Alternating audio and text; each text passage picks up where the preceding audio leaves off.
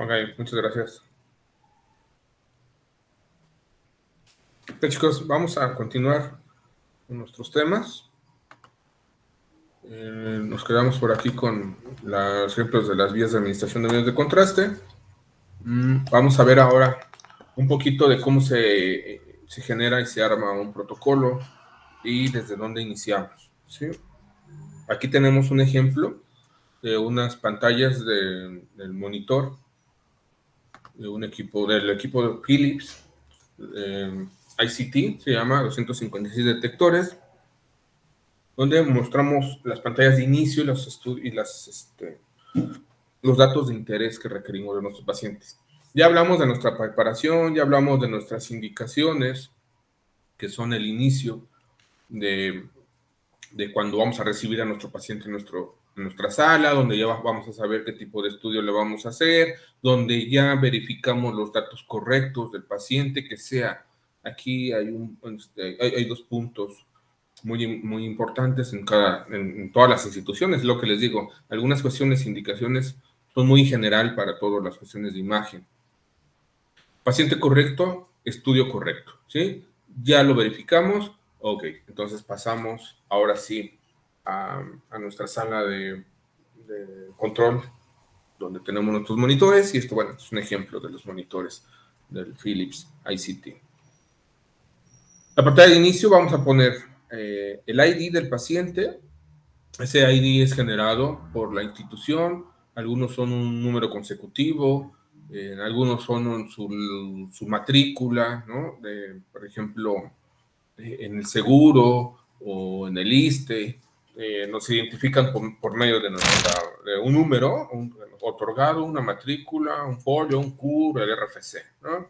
Etcétera. Depende ahí de cada institución. Después tenemos nuestro apellido completo, sin abreviaturas, nuevamente, repito. Hay que preguntarle a nuestro paciente si está bien escrito ese nombre, ese apellido. El nombre completo también, el sexo, varón, mujer u otros. Con eso de la nueva inclusión, tenemos ahí ese apartado, fecha de nacimiento completa, tu edad, grupo de edad, si es niño, neonato, niño o adulto, el peso específico de nuestro paciente, el idioma de voz que le vamos a hablar y que el equipo le va a dar las indicaciones. Hay veces que ya tenemos sonidos pregrabados, entonces vamos aquí a seleccionar el idioma, ¿sí?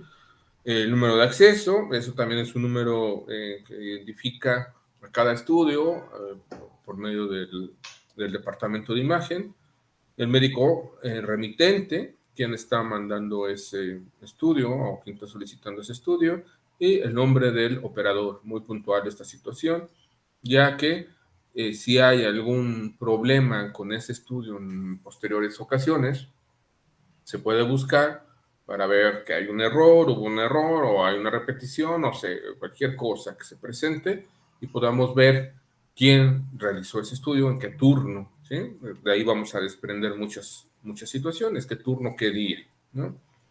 La posición de nuestro paciente, si va a ser cabeza a pies hacia el gantry, siempre tomando como referencia la dirección de nuestro gantry,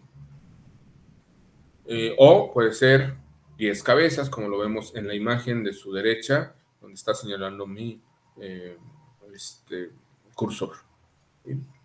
Aquí es bien importante también que seleccionemos la posición de nuestro paciente, porque si no nuestras imágenes nos pueden salir volteadas. Aquí vamos a poner el nombre del procedimiento. Aquí tenemos una barra, la enseño más adelante, donde ponemos el nombre y por aquí nos aparece una barra ya de unos estudios o los nombres predefinidos de fábrica, ¿no? Entonces le podemos poner ahí nuestro nombre, ¿no? Tomografía axial de cráneo, para ver mastoides, no sé, X, ¿no? Después de esta página, ya llenamos estos datos. Hay datos que son obligatorios, ¿sí? Esos datos obligatorios son el ID, el nombre completo, el sexo, la edad y si es adulto niño y el peso. Esos son muy puntuales y son obligatorios. Si no los llenamos, si no los ponemos, el equipo no nos va a dejar pasar a la siguiente ventana, ¿sí? A menos que no los tengamos, que el paciente, les digo, nos pasa muchas veces, que sea policontundido, que venga solo, que esté desorientado o que esté inconsciente, no nos puedan otorgar ningún dato, un tipo de dato. Entonces vamos a generar, ahí arribita dice, un estudio anónimo o de emergencia, ¿sí? Aquí está, en nuestro menú. Ese nos va a generar un ID, nos va a identificar nuestro estudio con algún número de referencia para que podamos tener esa identificación, y solamente vamos a poner aquí si es varón, mujer u otro, y la edad aproximada, ¿sí? Si es un niño, si es un neonato, si es un adulto. Eso ya lo llenaremos nosotros, entonces el equipo lo va a guardar con esa identificación con que se va a registrar. Aquí arriba tiene el menú que les señalaba. Por aquí tenemos un monito donde tiene un signo de más. Es nuevo, es un paciente nuevo. Cuando vamos a generar nuevos datos, ingresar unos nuevos datos, le presionamos ahí y nos aparece esta ventana. El actual se refiere a que probablemente ya hicimos un estudio de ese paciente, se lo llevan y por allá en urgencia le piden, ¿sabes qué? Le hace falta unas cervicales, ¿no? Le pedimos de cráneo, pero queremos ver también las cervicales o queremos ver también la columna. Entonces, regresan al paciente, podemos picarle aquí en actual y ya se van a registrar todos sus datos. Nada más tendremos que cambiar la posición y el nuevo nombre del estudio que le vamos a poner. El anónimo es para generar un estudio de emergencia o de urgencia, y el catálogo es para ver una lista de estudios previos que podamos seleccionar, tal vez el protocolo o tal vez algunos de los datos o el mismo paciente. Igual, a lo mejor un paciente que ya se hizo un estudio hace 6 meses y viene por alguna revisión y probablemente por ahí los tengamos todavía guardados. Una vez que ingresamos todos esos datos, por aquí abajo hay una flechita donde le damos continuar y nos va a mandar a esta página, ¿no? O esta ventana. Esta ventana nos dice ya los protocolos, grupos de protocolos de examen o grupos de examen, ¿sí? Grupos de protocolos, grupos de examen. Aquí nos va a mostrar ya por región, ¿sí? Vamos a trabajar con la cabeza, ¿sí? Vamos a trabajar con el cardio, el tórax, el abdomen, la pelvis, angios, ortopedia, columna cervical o cuello, y la macizo facial o mastoides, ¿sí? Nosotros al presionar alguno de estos, lo presionamos, le damos siguiente y nos va a aparecer ya ahora esta lista de nuevos o de protocolos ya preestablecidos de fábrica o los que nosotros mismos vayamos guardando como institución, ¿sí? Aquí en este caso es un procedimiento, ahí dice tomografía de abdominopélvico. La posición de nuestro paciente debe de ser esta que está aquí en el monitor, con sus pies por delante, o cabeza-pies, hacia el gantry. Esta posición es para un cráneo y estos son protocolos para un cráneo. Pero bueno, ahorita lo que nos interesa es que vayamos identificando los pasos que vayamos siguiendo para adquirir este protocolo. Para seleccionar, perdón, el protocolo. Aquí seleccionamos el protocolo que vayamos o que sea nuestro interés: abdomen, abdomen largo, colon, uro en 3 fases, pancreatitis en 3 fases o páncreas en 3 fases, perdón, un abdomen de más de 100 kilos, un abdomen de 16 a 20 kilos, un abdomen de 10 a 20 kilos, y así van seleccionándose los protocolos, ¿sí? Aquí no me aparece, aquí está la flechita que les digo para continuar, aquí nada más me aparece en retroceso porque no he seleccionado algún protocolo. Una vez que selecciono este tipo de protocolo o el protocolo que voy a utilizar, me aparecerá, perdón, la flechita hacia un siguiente. ¿Ok? Entonces, la planeación de un estudio: datos del paciente completos, nombre del estudio y región de interés, seleccionar el protocolo adecuado y ahora avancemos. para obtener nuestro topograma y de ahí vamos a pasar a seleccionar nuestro número de cortes, nuestro FOV, si es simple o si es con medio de contraste.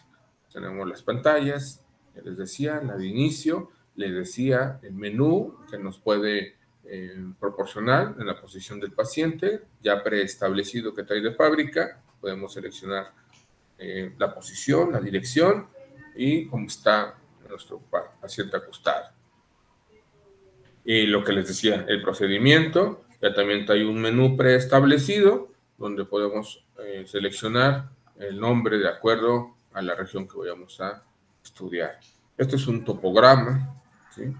Esto ya es nuestra primera imagen que obtenemos en nuestro barrido.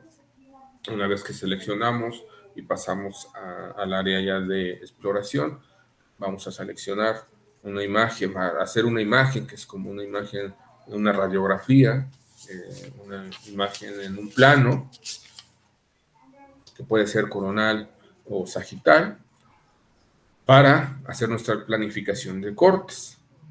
Esto que tenemos aquí es un topograma ya con nuestra planificación de los cortes.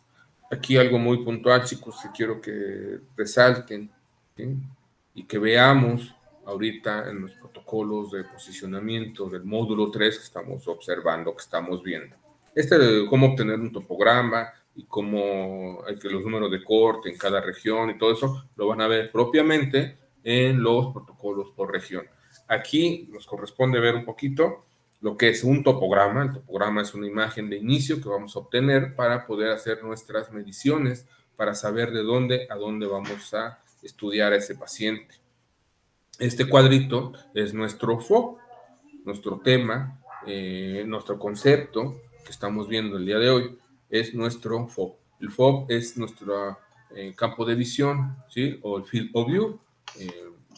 En inglés, siglas en inglés es FOB, y en la traducción en español sería campo de visión, ¿sí? O muchas de las veces en algunos lugares la manejan como región de interés, ¿no? O el plano de interés, pero es nuestro FOB o campo de visión. Esto tiene que nosotros verificar que estemos abarcando toda nuestra área de interés, nuestra región de interés, ¿sí?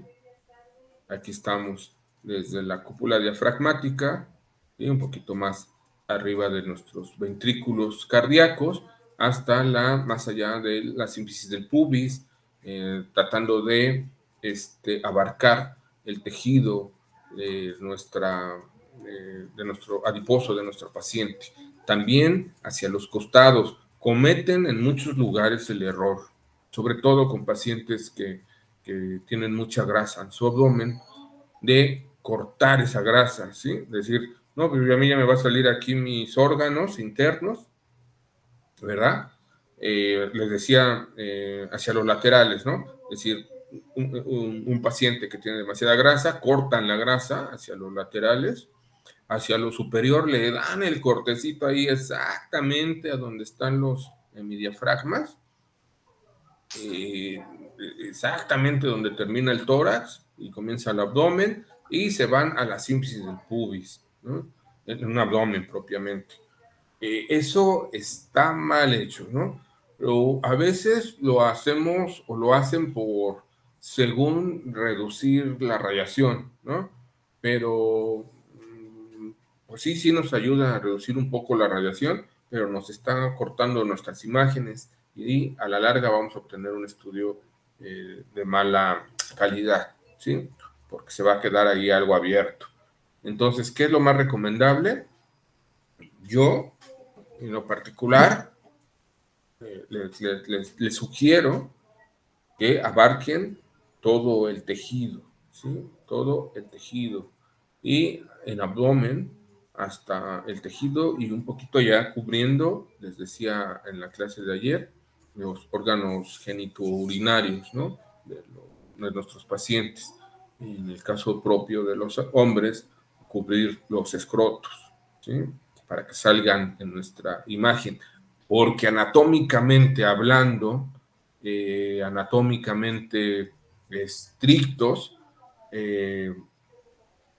ese aparato pertenece a nuestra región de interés que veíamos hace rato, que escogimos una abdominopélvico, ¿no? Entonces, todo esto eh, pertenece a nuestro sistema o la región que estamos abarcando. Ahora, el número de cortes, vamos a tener el número de cortes preestablecidos que nos van a aparecer una vez que escojamos nuestro FOB, nuestra región de interés.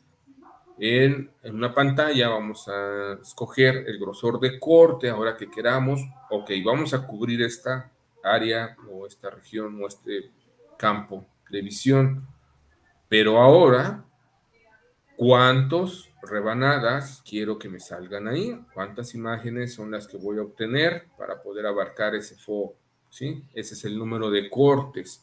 El número de cortes que va en relación con el grosor de corte y con el intervalo de corte, ¿sí? Que lo vamos a ver un poquito más adelante y lo van a ver ya ustedes propiamente en un tema, en un módulo siguiente, ¿sí?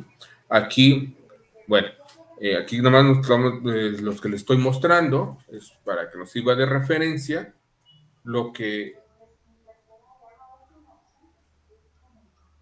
para que vean lo que es el FOB, ¿no? Eso es nuestro FOB. ¿Y cómo lo debemos de manejar?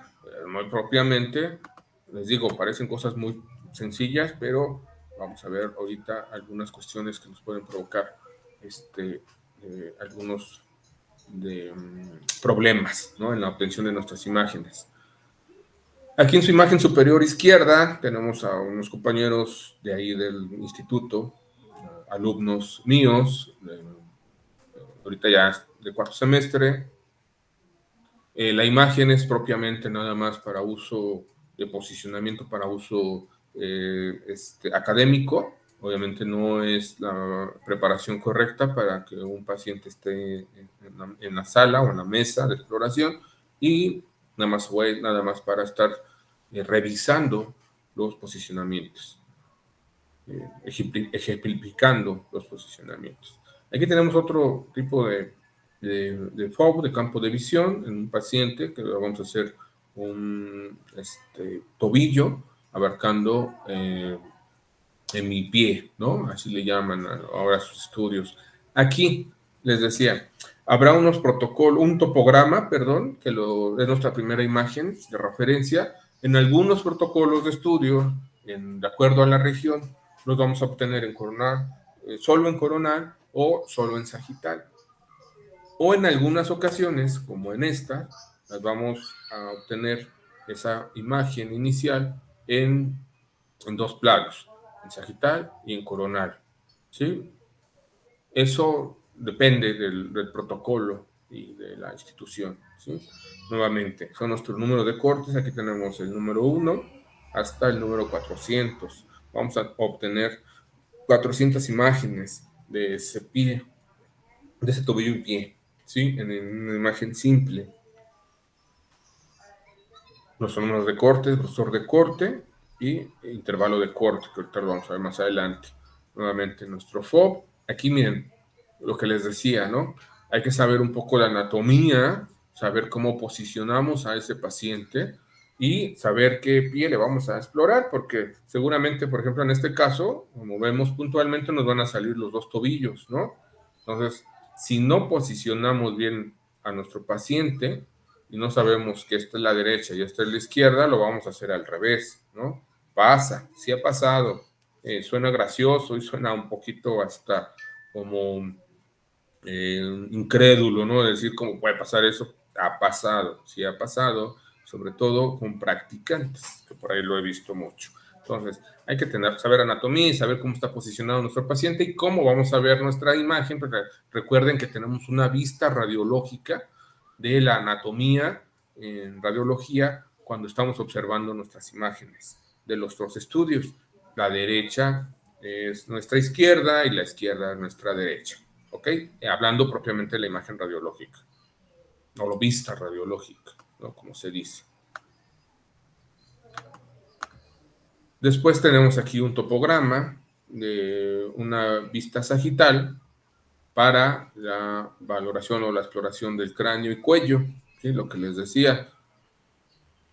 Aquí como un comercial, un punto, un comentario, se ha puesto muy de moda que ahora todas las exploraciones de cráneo quieren que salga el macizo facial y pues bueno, ya hasta las cervicales, ¿no? No es lo más correcto, pero bueno, al final de cuentas ayuda, ¿no? Ayuda porque si no lo ejemplo, terminan pidiendo rayos X de columna cervical, ¿no?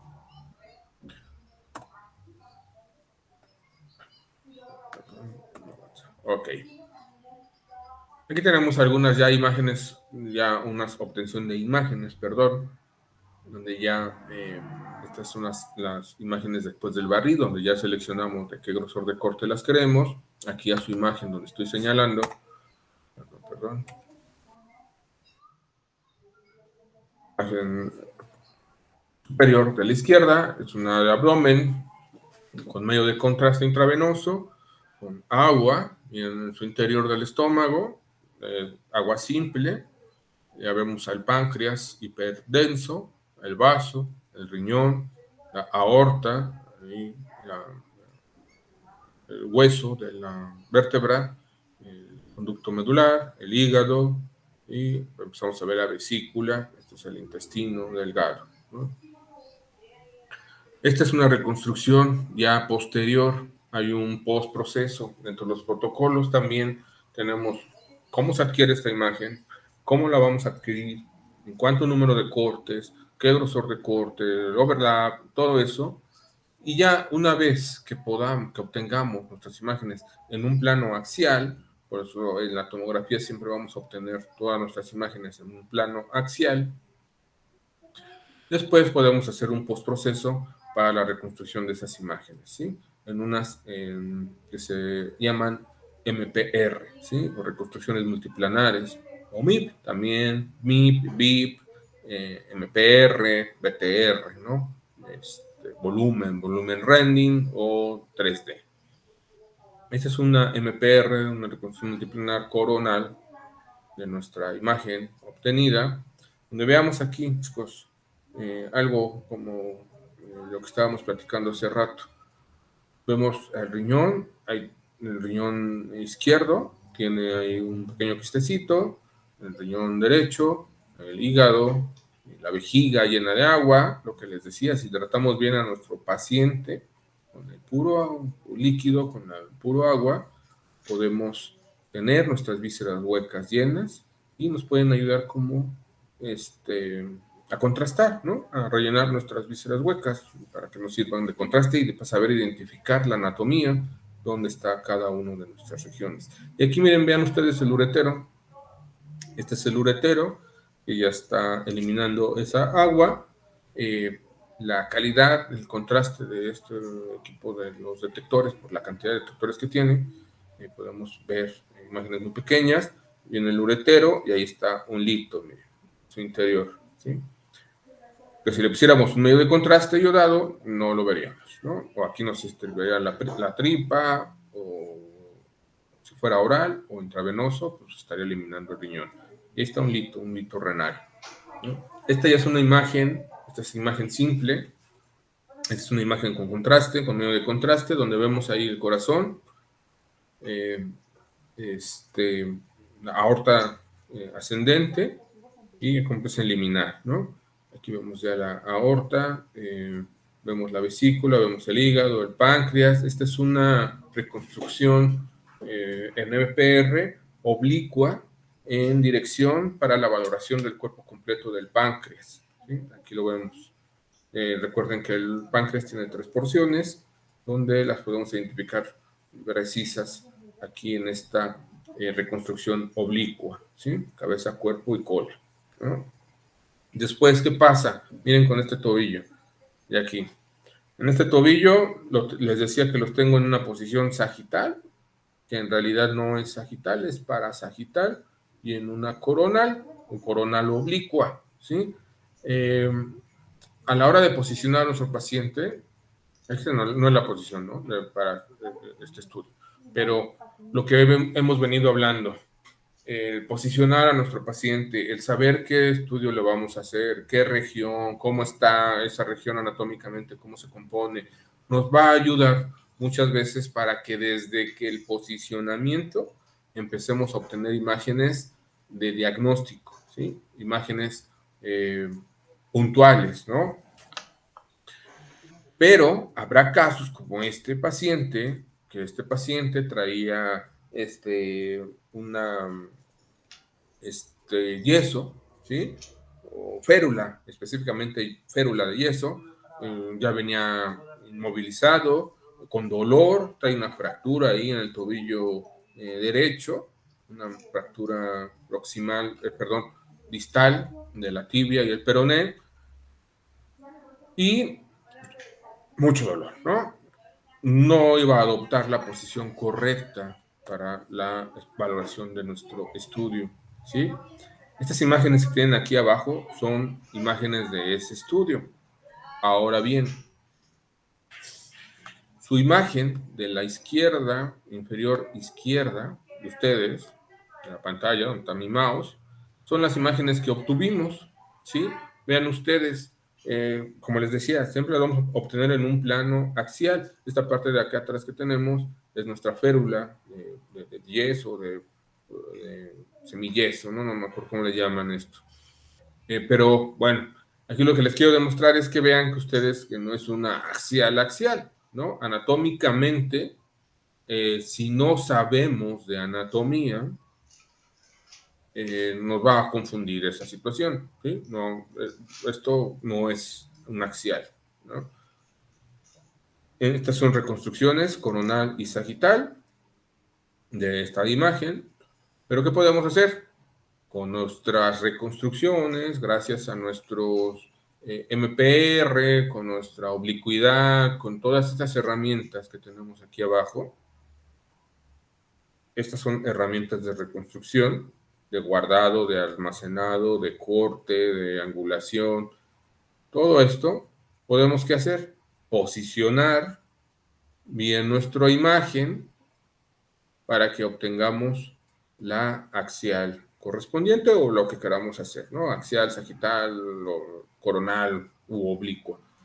Aquí era ponerlo en axial para que demostrar bien hasta dónde está la fractura y de dónde está y de qué es la fractura, perdón, que en este caso es de la tibia, y si está desplazada o está dentro de su lugar. En este caso le creamos más dudas, algunas dudas al médico tratante, porque va a decir, o así está la anatomía, o así está el paciente, o la imagen está volteada, está rotada, no sabe, ¿no?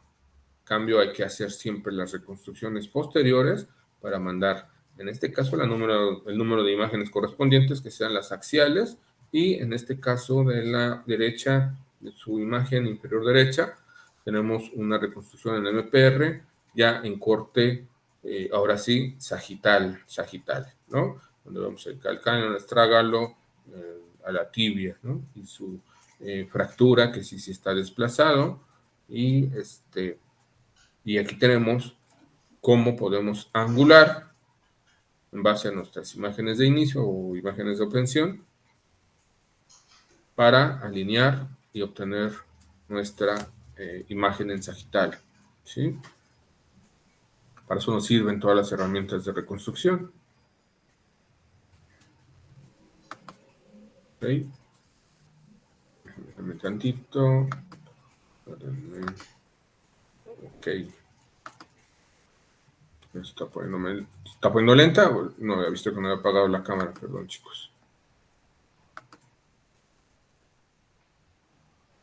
Vamos a continuar.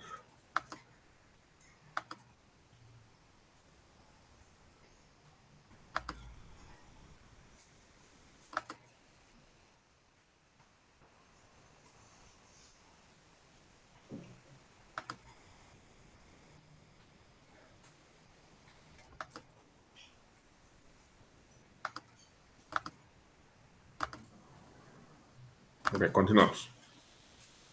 Muy bien. Ahora, ¿qué pasa?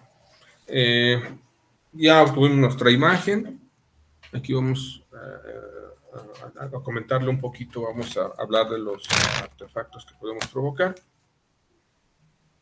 Unos por técnica, que esos ya van a ser ahora sí hasta que estemos viendo nuestras imágenes, hasta que tengamos nuestras imágenes de inicio.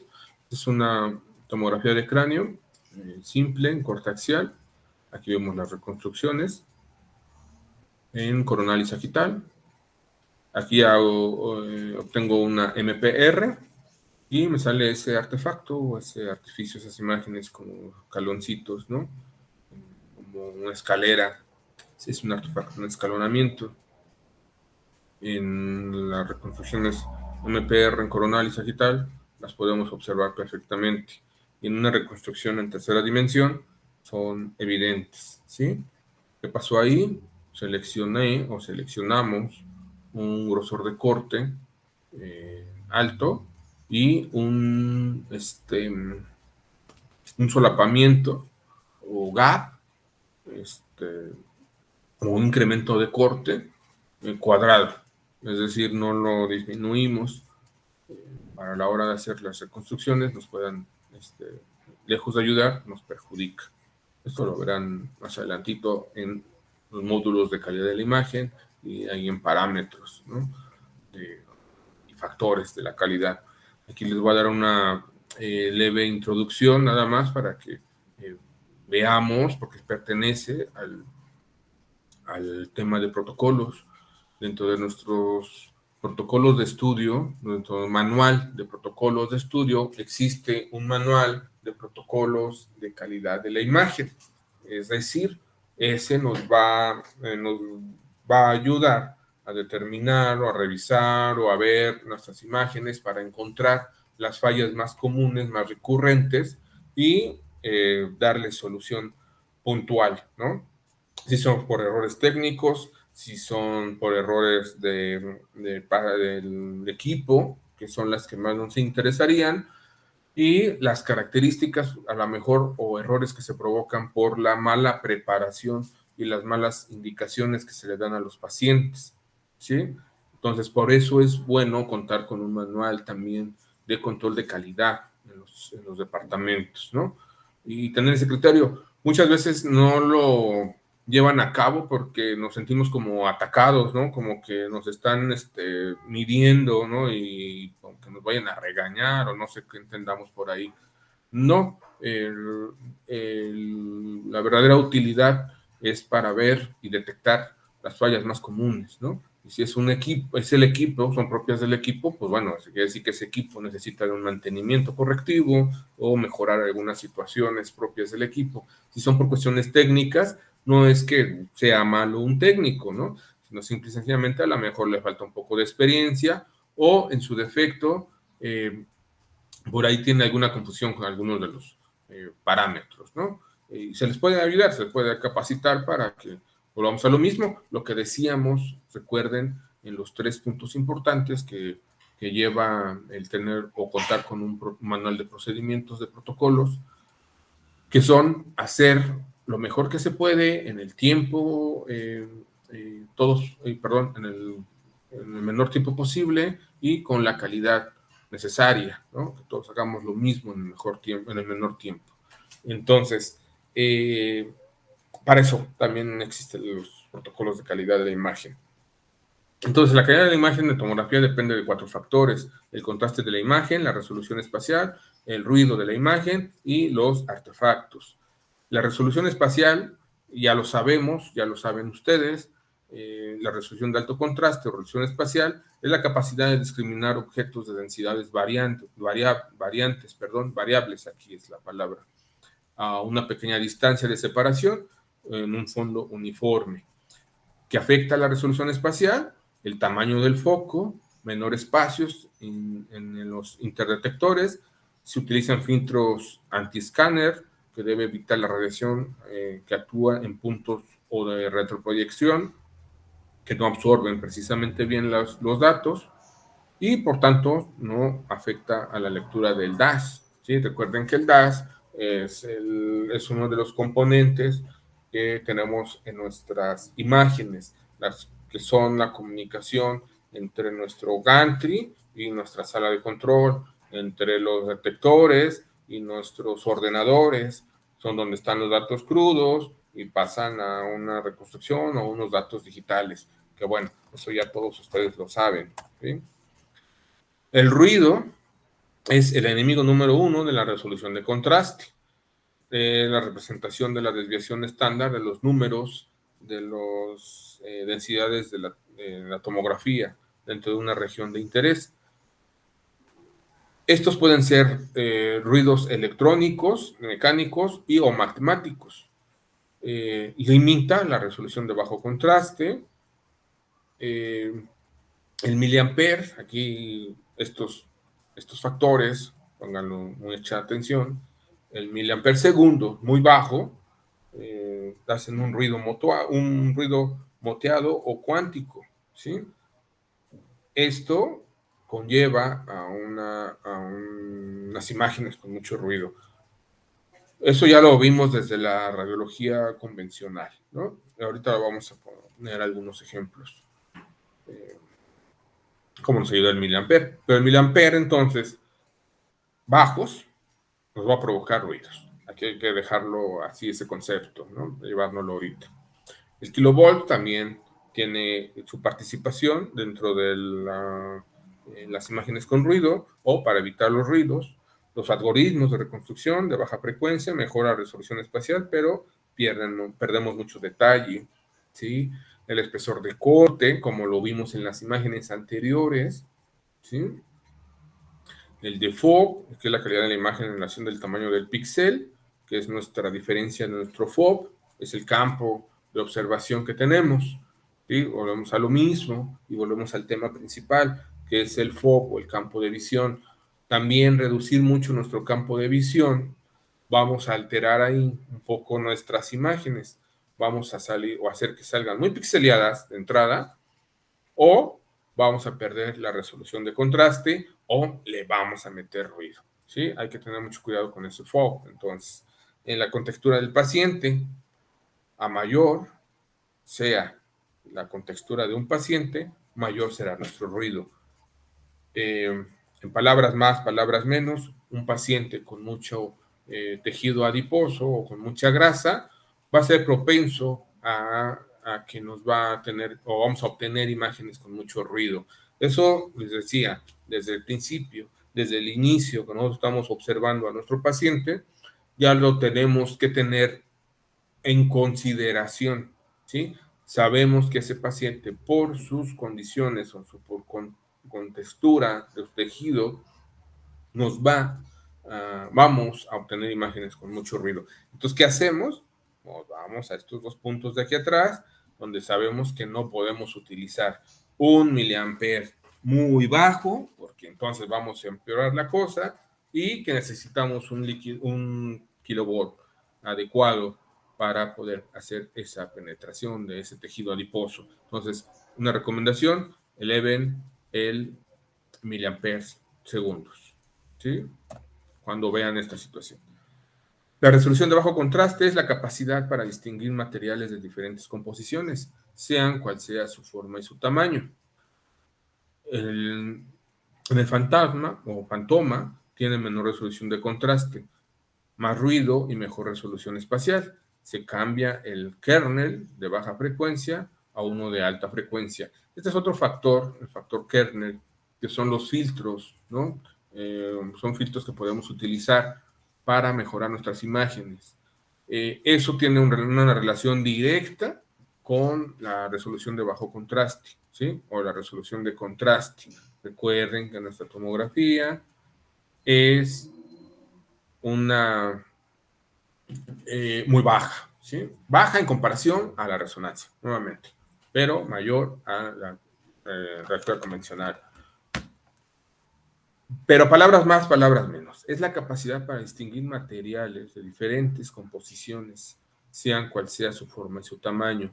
En las imágenes que les mostré anteriormente del abdomen, donde yo les señalé puntualmente lo que era aire, líquido, lito,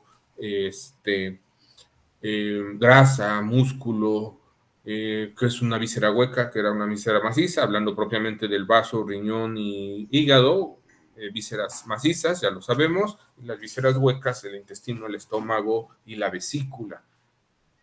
Eso habla, o a eso se refiere la resolución de contraste, la capacidad de distinguir materiales de diferentes composiciones, pero sea cual sea su forma, y que estén en relación, ¿sí?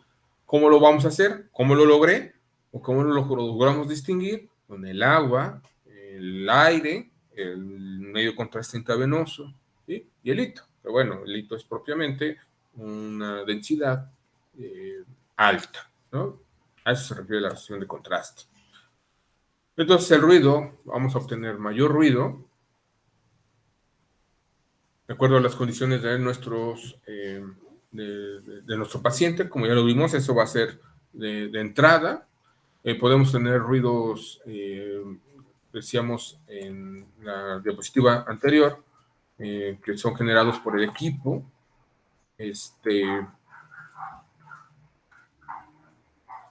electrónico, mecánico y matemático, ¿no? Electrónico, propiamente de algún artefacto o algún problema que tengamos por ahí con el dash. El mecánico, propiamente de nuestro equipo. Si vibra, hay ocasiones que ya a la hora que gira mi tubo con los detectores, o dentro del gantry, es una velocidad muy, muy, muy alta. Entonces, suelen no tener un giro adecuado y vibran, ¿sí? Y los matemáticos son cuando hacemos la transformación o más bien nuestro equipo hace por medio de la transformada de Fourier, esa transformada de las datos análogos a digitales, ¿no? Ahí, entre todo eso puede ocasionarse ruido. Pero bueno, nosotros lo que vamos a tener que hacer es, aquí les pongo un ejemplo, nada más que nos lo llevemos así muy puntual, que hay que elevar los miliamperes segundos, ¿no? Ya lo verán en clases, o ya lo vieron en una clase de física, o propiamente en los protocolos por región, van a ver cuándo hay que aumentarlo y cuándo hay que disminuirlo. Pero a mayor dosis, menor ruido, ¿sí? Eso no lo llevamos, ¿sí? A mayor dosis de miliamperaje vamos a tener menor ruido. Y el kilovoltio también, a mayor kilovoltaje vamos a tener mejor resolución, pero vamos a aumentar nuestra dosis de radiación. Eso hay que tenerlo muy en cuenta. Entonces, si aumentamos uno, no aumentamos el otro. Aquí pues entra nuestra ley de factores, de cómo manipular nuestros factores, que ya lo entendemos y ya lo sabemos todos, cuándo aumentar el miliampere y cuándo aumentar el kilovoltio, ¿no? Que no nos vamos a detener ahí para no perder un poco del tiempo. Bueno, porque ya lo van a ver en otros módulos o ya lo vieron en otros módulos. Un artefacto o artificio se define como una distorsión, adición o error en una imagen que no tiene correlato con el sujeto o región anatómica estudiada. Como término se deriva de la palabra latina artis, que es artificial, y actum, que es efecto, un efecto artificial o un efecto no propio de la anatomía. Y refiere que es un efecto artificial que altera la calidad y la fidelidad de una imagen, pudiendo encubrir una patología o crear hallazgos de falsos positivos. En tomografía computada, las distorsiones pueden ser numerosas, dado que mencionar su totalidad excede el objetivo de este tema y de este módulo. Describiremos así a grandes rasgos las más comunes que nos pueden afectar dentro de nuestros protocolos de estudio. Esta es la imagen que veíamos anteriormente, ¿no? O parecida, de donde tenemos un artefacto por escalonamiento. Es una distorsión de nuestra imagen, nada más es propiamente para ejemplificar la definición del artefacto y se la lleven grabada para la hora del examen, donde es una distorsión, adición o error en una imagen que no tiene correlato con el sujeto o la región estudiada, anatómica estudiada. Sabemos que el cráneo no se ve así, anatómicamente lo sabemos, por muy defectuoso que esté esa persona, no va a haber un cráneo que tenga estas condiciones, ¿sí? Es una distorsión de nuestra imagen. Es una adición porque está adicionando imágenes ahí que nos pueden dar un falso positivo, ¿sí? Los artificios ocurren como resultado de la interacción entre el paciente y el tomógrafo. Se dividen según su origen, ¿sí? Una tabla que vamos a ver más adelante. Aunque sea cual sea su naturaleza, se observan como rayas, anillos, ruidos, bandas blancas y negras superpuestas. En casos dudosos, se recomienda repetir el corte o el estudio, ¿sí? Como les decía, hay que tratar de evitarlos a toda costa, ¿no? Pero bueno, se pueden corregir, ¿no? Vamos a detectarlos y después los corregimos. Aquí eso conlleva a más radiación para nuestro paciente, más tiempo de exploración y una mala reputación para nuestro departamento de imagen.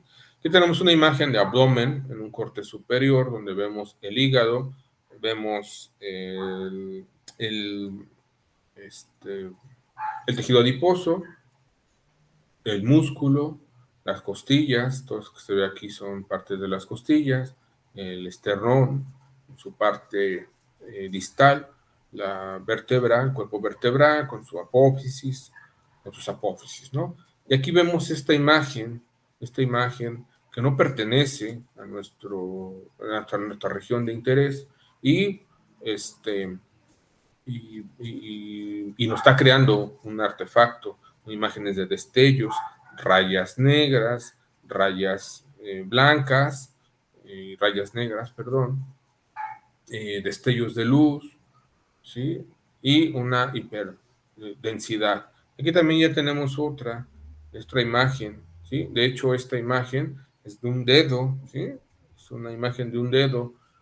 ¿Se puede considerar como un artefacto o un artificio? Sí, claro que sí, porque de acuerdo a la nomenclatura o el concepto que acabamos de leer, dice que es algo que no tiene que ver con nuestra región anatómica de interés, ¿sí? Tiene correlato con el paciente porque pues, pertenece al paciente probablemente, ¿verdad? Pero no tiene que ver con nuestra imagen, con nuestra región anatómica de interés, ¿no? De exploración. ¿Qué pasa?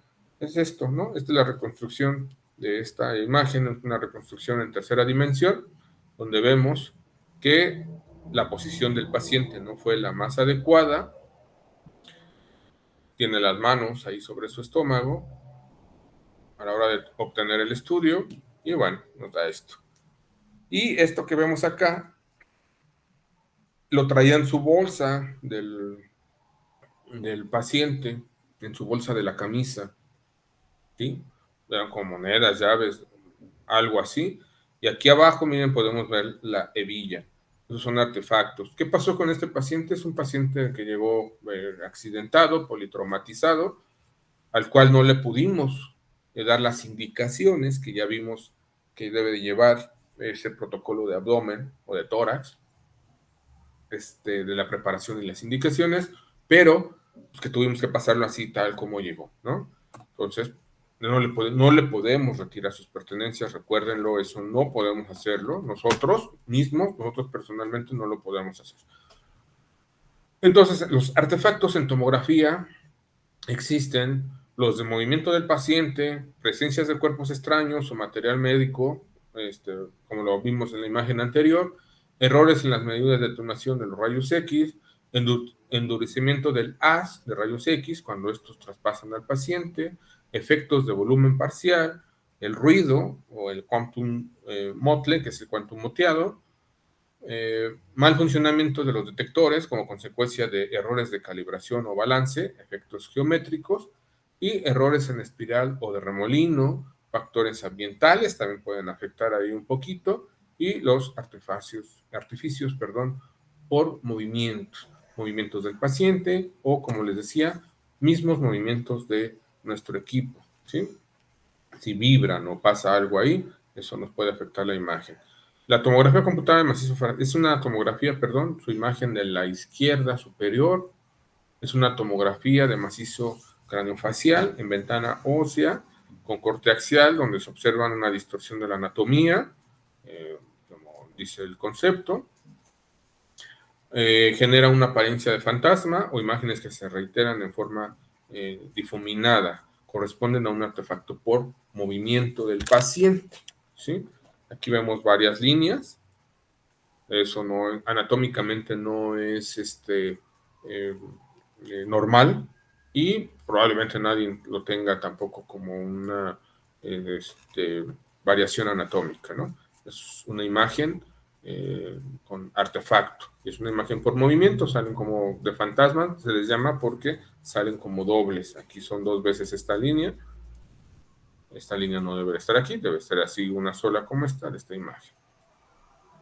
La otra imagen de su derecha superior es una del cerebro, un corte axial, se dividen en múltiples anillos concéntricos que aparentan una rueda de carro, como cuando dejan la huella del carro o de un tractor en la tierra, y son artefactos de blancos por alteración de los detectores o errores de estabilidad de los detectores o del tubo, como les decía, a veces vibran.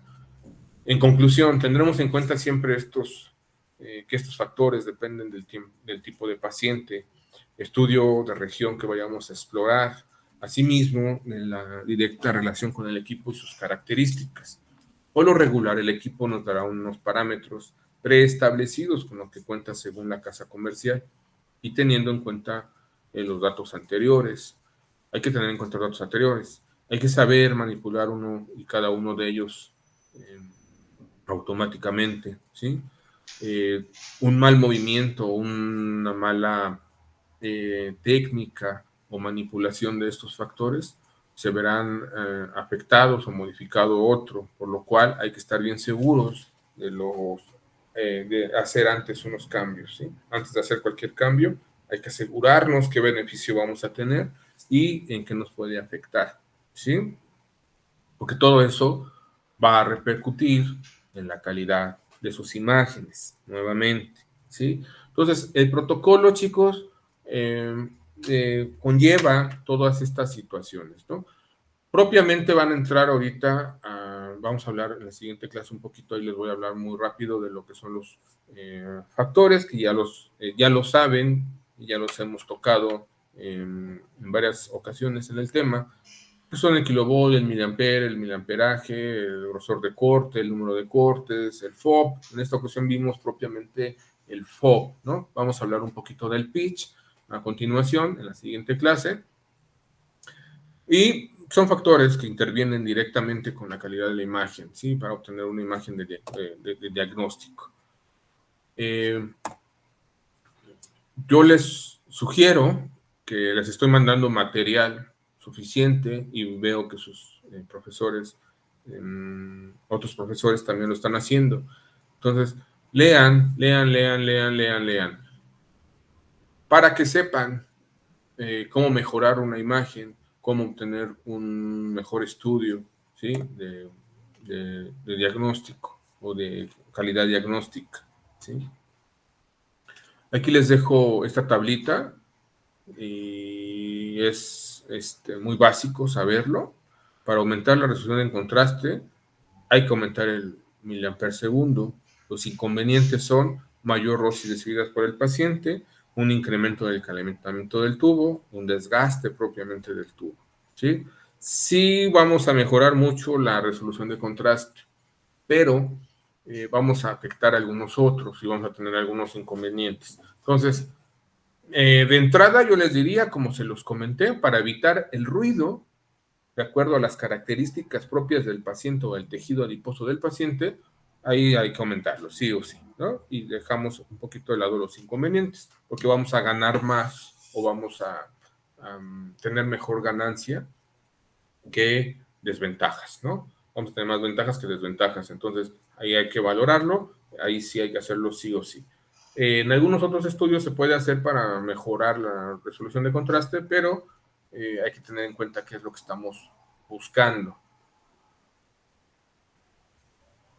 y qué es lo que queremos obtener. Gracias por escucharme, gracias por ver mi clase, espero que les sea de utilidad. Voy a grabar ahorita otra clase más, ya nada más con algunos conceptos muy puntuales, que les subí una tablita el día de ayer, ahí con conceptos y abreviaturas y significados. Vamos a darle así una rápida revisión, porque eso lo van a ver en otro módulo. ¿Sí? Aquí el módulo se trataba de los protocolos. ¿Qué es un protocolo? El protocolo conlleva desde las indicaciones de nuestro paciente como de la preparación del mismo, ¿no? Para obtener un estudio. Si no tenemos eso inicial, difícilmente vamos a poder obtener un estudio de calidad, ¿no?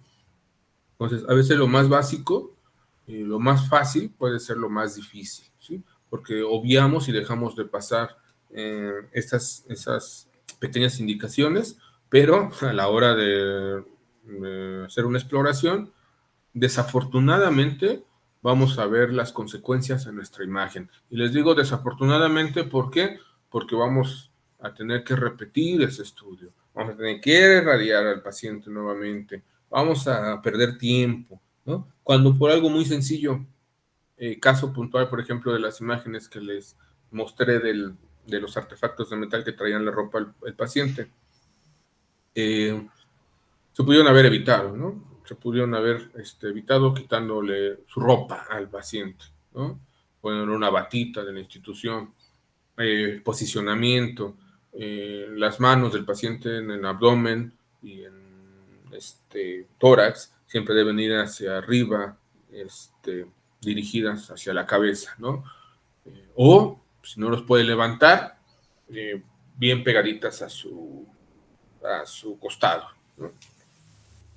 Entonces, nada más lo que quería yo ejemplificarles esa situación. Los artefactos, el tema de artefactos también lo van a ver en otros módulos, lo van a complementar dentro de los protocolos de estudio, cómo evitarlos, pero aquí les decía, y digo, estoy repetitivo, con una buena preparación y buenas indicaciones a nuestros pacientes, los podemos evitar, ¿no? Dejarlas a un lado y así no tener ese tipo de problemas con los artefactos o artificios y imágenes de mala calidad diagnóstica.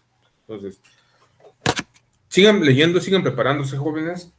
Este módulo y estos conceptos son muy básicos para ponerlos un poquito en práctica. Vamos a ver si por ahí nos vemos en las prácticas y podamos platicar un poco más de estos temas. Y les digo, ahorita voy a grabarles otra clasecita para mostrarles algunos conceptos y cómo intervienen directamente en la calidad de las imágenes, ¿no? Me voy a desconectar porque ya se nos viene el tiempo que nos permite la plataforma y ahorita les grabo el siguiente video. Muchas gracias, jóvenes.